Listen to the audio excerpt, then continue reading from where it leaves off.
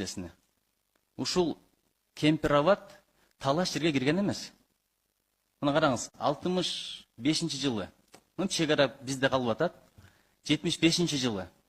Карасаңыз, Сүйүнбаев тактап атат, анткени тигилер милдеттемесин аткарбай койду.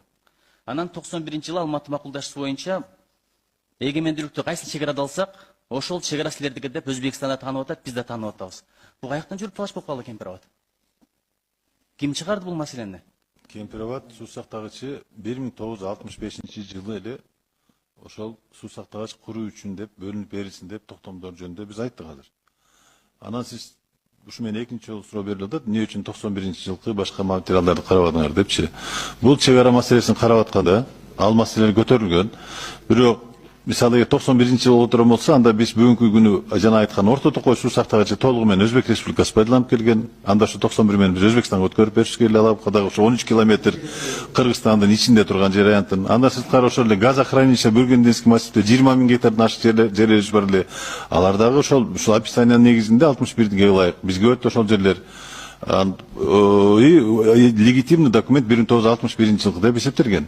Ошонун себебинде 61 жылкы материалдар менен кабыл алынган. Ал эми суу сактагычты куруу үчүн жана анын үчүн жер алгандыгыбыз жөнүндө жана айтып түшүндүрдүк. Түшүнүктүү. Бул сиздин субъективдүү оюңуз, пикириңиз болуп атат. Эми анда эле сыйлап коюп коеюн, макул, талашпай эле. Анан мына жерде жазылып турат, 7-беренеде. 7-беренени ачып эле окуп коеюнчу. Азыр кесиптешим окуп чыкты.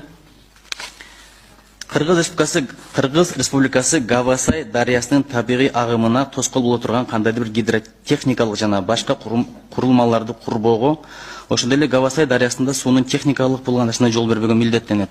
Өзүбүздүн территориядагы дарыяны каякка бурабыз, эмне курабыз, эмне кылабыз?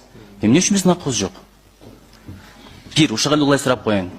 Кемпироватка 4 дарыя келет, туурабы? Куршап дарыясы, Каракулжа, Тар, анан Ясы. Келечекте ошо Каракулжа дагы, Ясы дагы бир ГЭС куралы десек, анда да ушинтебизби? Жок, андай маселе жок.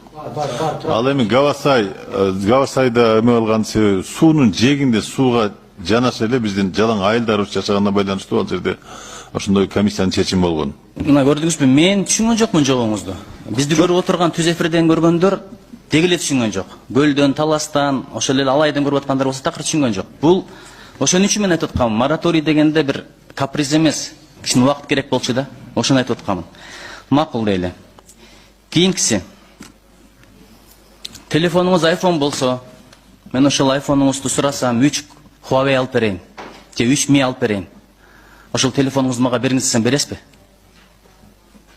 Сурасаңыз